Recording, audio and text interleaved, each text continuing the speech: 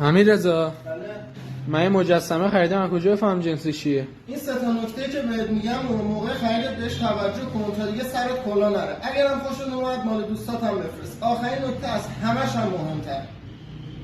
نکته اول، شما موقع خرید برنج حتما به رنگ کار دقت کنید. برنج زرده، ذات برنج زرد رنگه. اگر بخوان سرب آلومینیوم رو به جای برنج بهتون بدن، کار آبکاریش میکنن که شما متوجه جنس کار نشید. پس خیلی دقت کنید به رنگ کار. خونه جنسی دارید که میخواید ببینید جنسش چیه، پشت کار، زیر کار، یه جایش که معلوم نیست، بردارید با یه چیز تیز مثل پیشگوشتی مثل ما بتراشید. اگه داخل کارتون سفید بود یعنی سرب آلومینیومه، ولی اگر مثل این کار زرد بود، میبینید سنگ خورده، ذات برنج زرده، یعنی کارتون 100% تمام برنزی. و نکته آخر که بهتون گفتم از همش هم مهمتره، وزن کاره.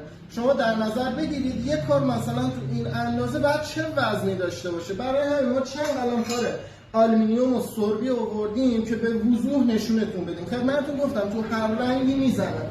برای مثال این کار تو این حجم و ابعاد ما کامل میذاریم رو ترازو. مثلا نمونه سربی همین کار کلا وزن کار میشه 1 کیلو و 152 گرم.